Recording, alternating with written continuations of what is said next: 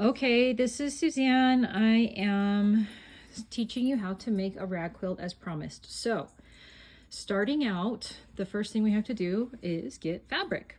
So we have to look at a particular kind of fabric called flannel. I'm sorry if this is already something you're aware of, but I just want to make it clear that these have to be flannel in order to rag, so to speak, or fringe at the end. So a flannel type of fabric is 100% cotton. It's always 100% cotton, but it has a soft side. And the soft side has, it's kind of, I guess, kind of like furry-ish, like a peach. You have to be careful though, because there's a lot of other quilting fabrics that are 100% cotton, and I grabbed this one just to show you. If you can see from the side, it is just a straight fabric. You can see the fibers.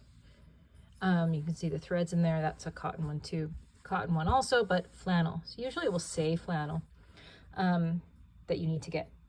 All right, so that's the first thing. Next thing is batting. So here's some batting I have set aside here. This is called the Warm and Natural brand, also 100% cotton. They have some 80% cotton, 20% poly. I personally prefer the 100% cotton. Why? It's just what I've always used, and my sister said the poly one didn't work as well. I don't know. Anyway, so starting out with some flannel, I have a rotary cutter here, yes. I have a ruler, rotary cutter ruler, and a cutting mat. So I bought this in a kit, a Fiskars kit. I think it was probably $50-something.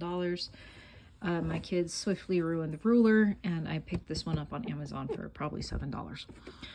Okay, so we have our fabric, we have our batting, we have our ruler and cutter, and this is where we start to cut our fabric in the correct sizes.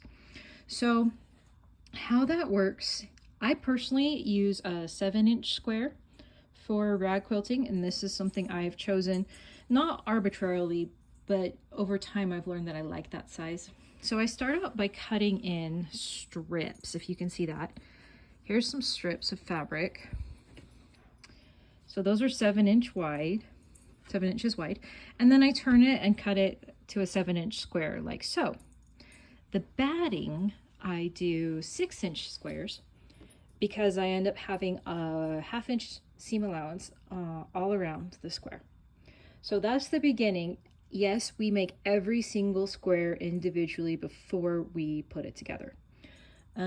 If you have any other experience with what type of material to use, please don't be afraid to comment.